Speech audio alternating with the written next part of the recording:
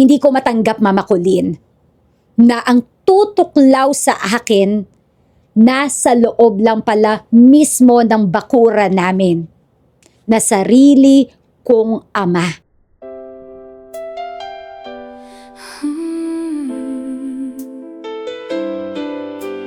Heart to heart with Mama Colleen.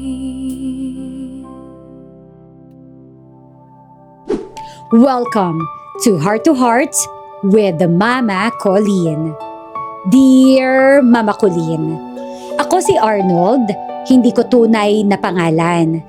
Nakakanginig lang ng buong kalamnan ang storya ng buhay ko at hindi ko alam kung paano makaka-move on. Dahil mismong ama ko ang nanggago sa akin. May girlfriend ako na itago natin sa pangalang Maricel. 4 months pa lang kami nang mabuntis ko siya. Dahil wala pa akong sariling bahay, sa bahay ng magulang ko muna siya itinira. May trabaho naman ako, Mama Colleen, sa isang supermarket. Yun lang, hindi pa sapat para magrenta ng sariling tirahan. Total, isa lang din naman akong anak. Nang inuwi ko si Maricel sa bahay namin at binalitang buntis siya, natuwa po sina nanay at tatay. Dahil finally, may apo na sila. Ang nanay ko po ay nagtitinda ng gulay sa may palengke. Samantalang ang tatay ko, sa bahay muna dahil hirap din siyang maghanap na ng trabaho simula nang mahinto siya ng dahil po sa kaniyang karamdaman. Malakas pa rin naman si tatay. Pero yun nga, hirap na talagang makahanap ng trabaho na para po sa kaniya. In short, sila lang ang magkasama sa bahay, si tatay at ang mag-ina ko. Isang araw, umuwi ako na nagtataka. Bakit ang daming kumot sa may labahan? Umalis po ako na halos hindi po puno ito. Sabi ni Maricel, naihian daw ni Junior. Sabi naman ni tatay, nadumihan ni Junior. Tapos pagsilip ko sa kama, nagtataka naman ako bakit baliktad ang kobre kama. Dahil daw ganun pa rin, nadumihan nga ni Junior. So kahit pagod, tinulungan ko na lang maglaba si Maricel na wala po akong iniisip na iba. Isang taon ang lumipas pagka-uwi ko ng bahay. Hindi ko po nadatnan ang mag-iina ko sa bahay. Tanging si tatay lamang.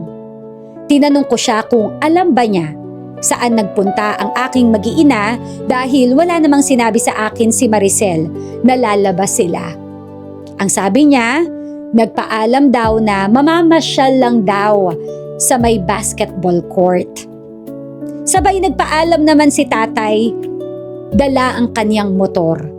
Naaalis lang daw siya saglit at may kailangang bilhin. Wala po sa hinuha ko na ito na pala ang huling pagkakataon na makikita ko si tatay.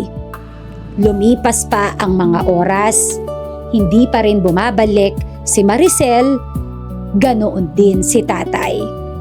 Tinatawagan ko yung phone niya, nagre-ring lang. Hanggang nakauwi na si nanay at nalaman kong ang paalam sa kanya ni tatay ay may tanggap daw na trabaho si tatay at hindi daw muna makakauwi. Mama Colleen, dito na ako kinutuban ng kakaiba. Sabi ko, Nay, parang may mali. At doon ko napagtagpi-tagpi ang mga senaryong pinagkikibit-balikat ko lamang noon pa man. Hanggang sa hindi ko na makontak ang number ni Maricel. Ganoon din si tatay. Mas lumakas na yung kutob kong magkasama na silang dalawa, dala ang anak ko. Isang araw may nag-message na kaibigan ko at sinabing nakita daw nila si tatay sa may Valenzuela. May kasama raw na babae. Mahaba ang buhok. Sabi ko, pre, picturean mo nga. At yun na nga, confirmed. Magkasama sina tatay at Maricel. So tama ang kutob ko. Nang malaman ito ni nanay, halos himatayin siya. Hindi ko matanggap, Mama Colleen, na ang tutuklaw sa akin nasa loob lang pala mismo ng bakura namin, na sarili kong ama. Galit ako maging sinanay. Bakit nagawa ito sa amin nila tatay? Pero ang focus namin ngayon ni nanay ay matunton kung nasaan na sila. Sabi ko, kahit ang anak ko na lang sana ang ibalik nila. Kahit ang anak ko na lang. Hindi ko mapapatawad sina Maricel at si tatay. Dahil hindi lang ako ang niloko nila, kundi pati ang nanay ko. Naawa ako sa nanay ko dahil hindi niya ito deserve. Mama Colleen, yan po ang aking masaklap na kwento dito sa Heart to Heart with Mama Colleen.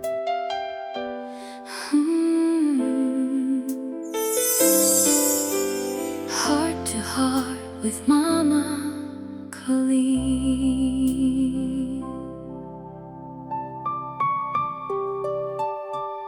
Well, ka-winner, no, nakakalungkot. Ako sino pa yung mahal mo sa buhay, siya pa yung gagago sa'yo. Sorry sa word, pero yun naman talaga ang totoo. Nakakalungkot na nag-iisa ka na nga lang anak, yung ama mo ang gumago sa'yo. So, ano nga ba yung lessons na mapupulot natin dito sa kwento ni Arnold? Doon muna tayo sa pakikipagrelasyon niya sa isang babae for 4 months na agad niyang nabuntis. For me lang, real talk lang to, siguro bago talaga tayo tsumorba o makipagtsurbahan, yes, we are physically ready. We are mentally ready. But lagi nating i-consider at tanungin yung ating sarili, are we financially ready? Na kapag kada buntis ko ba itong babaeng ito, meron ba akong pera? O handa na ba ako para maibahay siya, maibukod siya, na hindi ko siya kailangang itira sa mga magulang ko?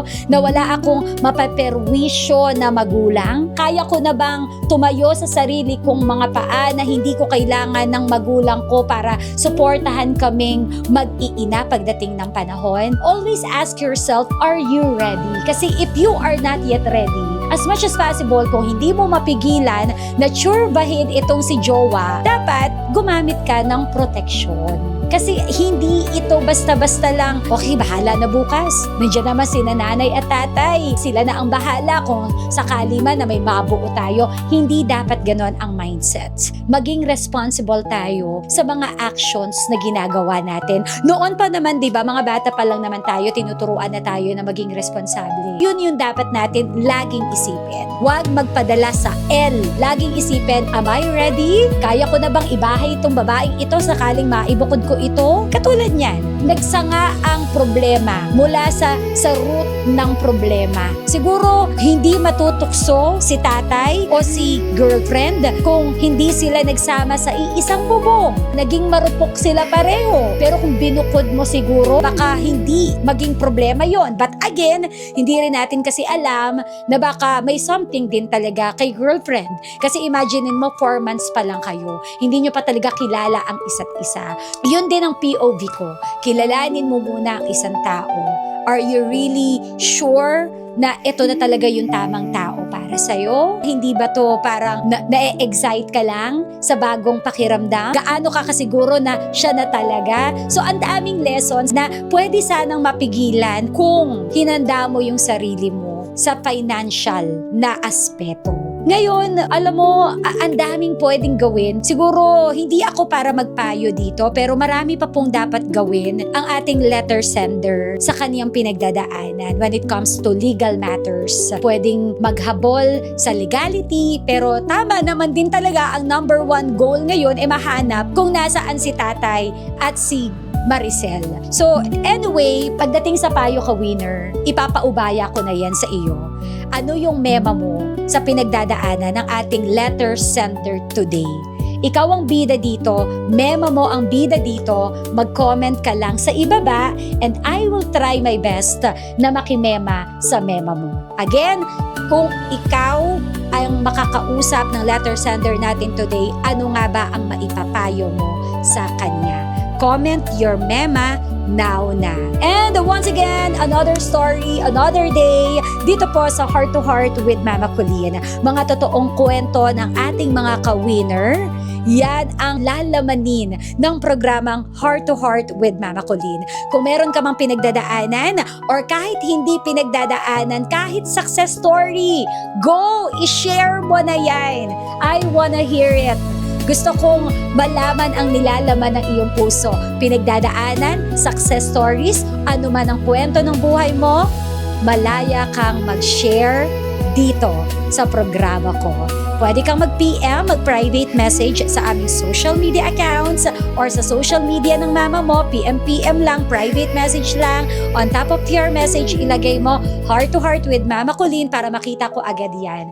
And one of these days, malay mo, kwento mo ang mapakinggan natin dito sa programang May Puso. Ang programa para sa iyo.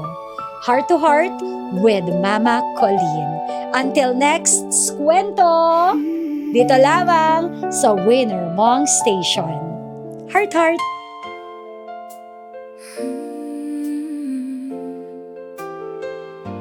Heart to heart with Mama.